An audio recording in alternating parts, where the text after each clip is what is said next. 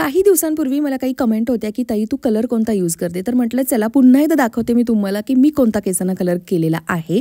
तर हा आहे इंडस व्हॅलीचा बर्गंडी कलर, जो मी 4 ते 5 महिने झाले मागवला होता. आणि पहिल्यांदा जेव्हा मी हा अप्लाय केला तेव्हा पूर्ण केसांना अप्लाय केला होता, पण त्यानंतर मात्र मी जस्ट टचअप करते, जिथे जिथे आपले ग्रे हेअर आहे तिथेच फक्त हा मी लावून घेते.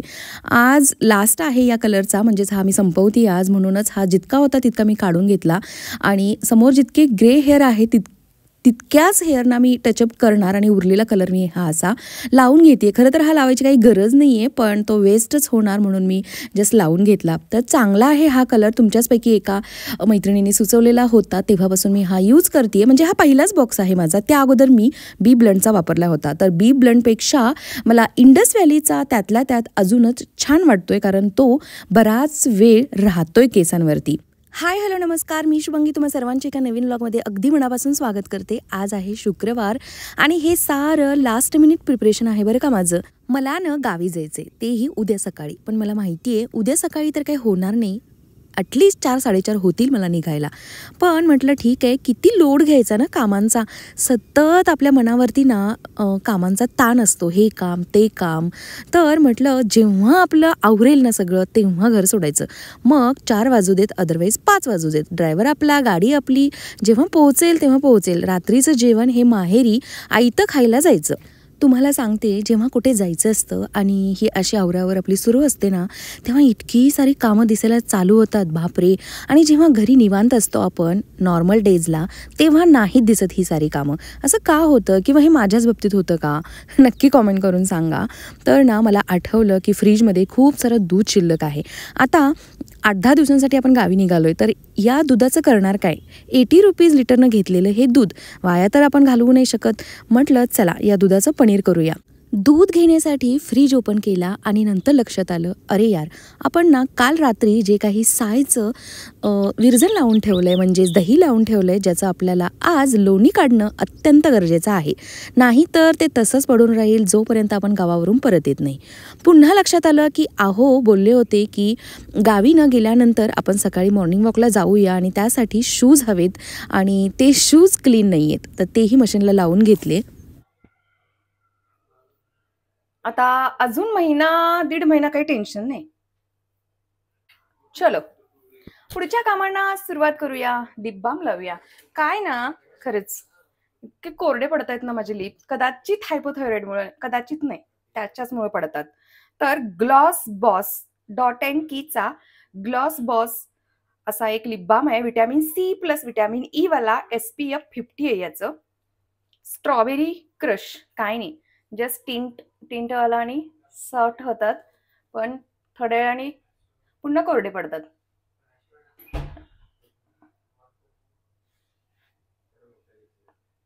छान आहे ना टिंट. हा दिवसा लावण्यासाठी आहे आणि नाईटला लावण्यासाठी माझ्याकडे, म्हणजे पिगमेंटेशन जावं म्हणून मी जो घेतलाय ना, तो हा आहे मेलॅल्युमिन. तर याचा मला रिझल्ट येतोय चांगलाच. तर हा आहे तो, आणि हा जस्ट टिंटेड, कारण पिगमेंटेड लिप्ससाठी नॉर्मल लिप बाम पेक्षा असा कलरवाला म्हणजे टिंटेडवाला थोडासा बरा वाटतो म्हणून. चला दिवाबत्ती करून पुढच्या कामाला सुरुवात करूया. पनीर बनवायचे आणि लोणी काढायचे, तूप कडवायचे. आता एवढ्या गडबडीत जुन्या घरी जायचे, एक चेअर आणायचे तिथून गावी घेऊन जाण्यासाठी. तर आता पूर्ण स्वयंपाक करत नाही बसणार आहे. आपला नेहमीचा शॉर्टकट मारायचा, मस्त बासमती राईसचा भात बनवायचा.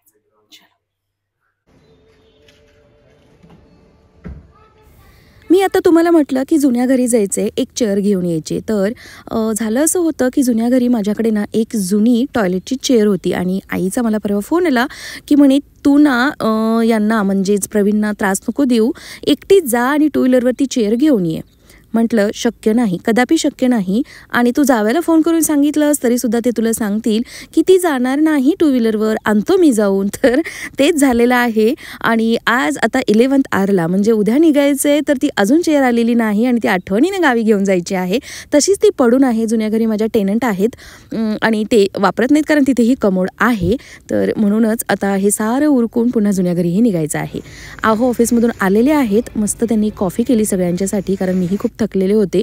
आणि तुम्हाला म्हटल्याप्रमाणे मी पुन्हा आज खिचडी भात टाकते कारण जेव्हा अशी गडबड असते ना तेव्हा सारा स्वयंपाक करण्यामध्ये वेळ घालवण्यात काहीच पॉईंट नसतो.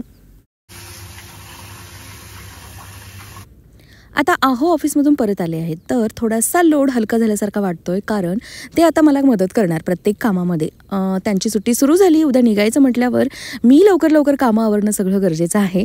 तर तेच करतायत आहो. जे काही शूज मी मशीनला लावले होते, बघा तुम्ही मशीनला लावल्यानंतर सुद्धा किती छान व्यवस्थित अगदी स्वच्छ होऊन निघतात. आणि मला हे कळायला बरीच वर्ष गेली बरं का.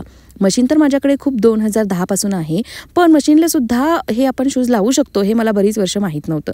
मी मशीनलाच लावते जेव्हापासून मला हे समजलं आणि छान निघतात सारे शूज, सँडल्स. आपल्याला त्यामध्ये जास्त वेळ घालवण्यात किंवा कष्ट करण्याची गरज नसते. तर हे बघा, हे जे काही म्हशीचं प्युअर दूध आहे, आम्ही जे काही गोठ्यातून घेतो ते फाटण्यासाठी खूप त्रास होतो. लिंबू पिळूनसुद्धा हे फाटलं जात नाही. म्हणून फायनली मी त्यामध्ये व्हिनेगर टाकलं आणि व्हिनेगर टाकल्यानंतर लगेचच हे अशा पद्धतीनं पनीर वेगळं व्हायला सुरुवात होते. मला बऱ्याच वेळेला विचारलं जातं की तूप बनवण्याची तुझी रेसिपी शेअर कर. तर या अगोदरच्या व्लॉगमध्ये मी शेअर केलं होतं की आठवड्याभराची साय जी साचवून ठेवलेली असते फ्रीजमध्ये, त्याला कशा प्रकारे मी विरजण लावते. ती साय वरती काढायची, कोमट करायची गॅसवरती आणि मग त्यामध्ये नॉर्मल जसं आपण दही लावतो त्या पद्धतीनं विरजण टाकून ठेवून द्यायचं. दुसऱ्या दिवशी सकाळी ते लागलेलं दही फ्रीजला ठेवायचं आणि पुन्हा आत्ता म्हणजे संध्याकाळच्या वेळेला लोणी काढायच्या 1-2 तास अगोदर ते बाहेर काढून ठेवायचं आणि नंतर हँड मिक्सरने हे अशा पद्धतीनं लोणी निघतं, प्रॉपर लोणी निघतं. आणि कधी जर का लोणी नाहीच निघालं, ते पूर्णपणे त्यामध्ये विरघळून गेलं, तर as it is hand mixer फिरवून हा टोफ फ्रीजला ठेवून द्यायचा. दुसऱ्या दिवशी सकाळी ॲटोमॅटिकच जशी बर्फाची लादी बनते त्याप्रमाणे लोण्याची लादी बनून तयार असते. ती काढायची आणि डायरेक्ट कढवायची. काहीही वास वगैरे येत नाही. खूप मस्त असं तूप बनवून रेडी होतं. आज मात्र आहोंनी लोणी काढले, तुम्ही पाहिलं, त्यामुळं प्रॉपर लोणी निघालेलं आहे. आहे थोडंसं उन्हाळ्यामुळे पातळ आहे थोडं, बट तरीसुद्धा याचं छानपैकी तूप आता कडवून रेडी होणार आहे. तोपर्यंत निघालेलं इकडं पनीर आता गाळून घेते. हे जे काही गाळलेलं पाणी आहे हे सुद्धा वेस्ट करायचं नाही. हे मी पूर्वी वेस्ट करायची. तुम्हीच दिलेल्या सजेशनप्रमाणे मी आता ते कणिक मळण्यासाठी वगैरे वापरायला सुरुवात केली आहे. माझ्याकडे जे पनीर बनवण्याचं भांडं आहे ना, त्यामध्ये फक्त 1 लिटर दुधाचं पनीर बनतं. तर बऱ्याच जणींनी विचारलं होतं की ते भांडं खरंच युजफुल आहे का.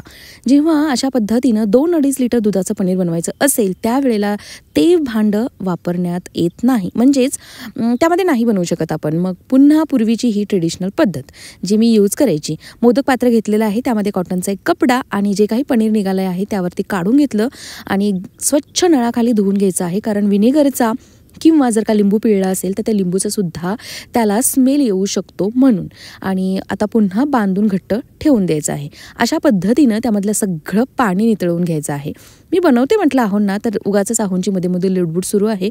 नाही म्हणे, त्याला व्यवस्थित सगळीकडून प्रॉपर प्रेशर पडलं पाहिजे आणि मीच काहीतरी डोकं लावतो आणि ठेवतो म्हणे.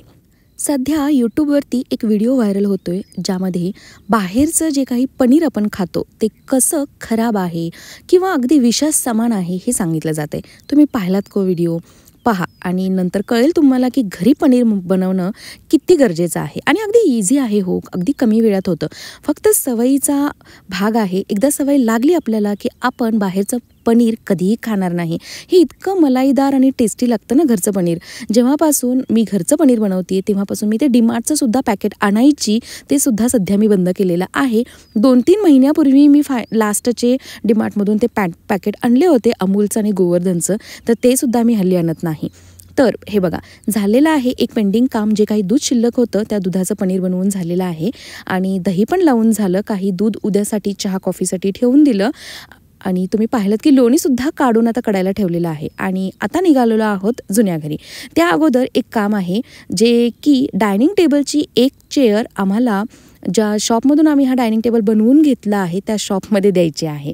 का द्यायचे आहे हे तुम्हाला मी पुढे सांगतेच. चला, त्या अगोदर निघता घरामध्ये जो काही पसारा पडलेला होता तो आवरून घेते आहे. या घरातल्या कपड्यांवरती मी बाहेर आली आहे.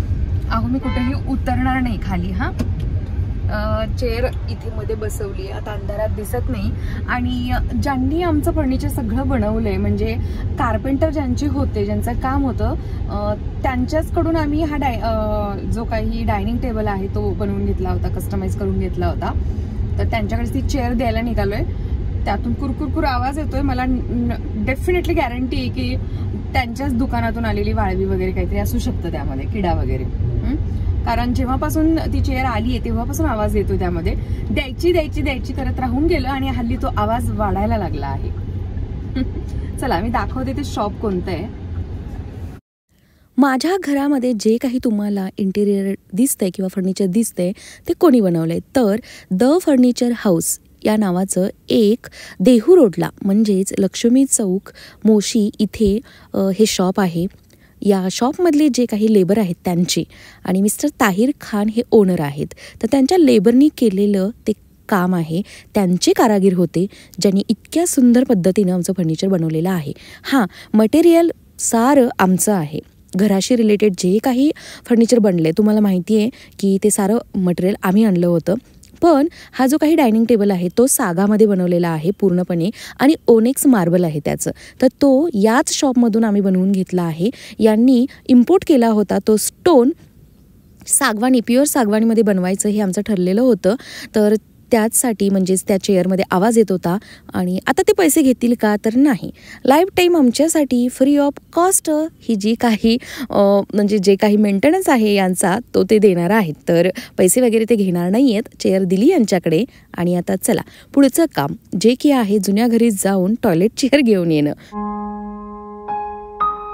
अशा पद्धतीनं गावी जायच्या अगोदर अगदी लास्ट मिनिटला हे सारं प्रिपरेशन मी करते.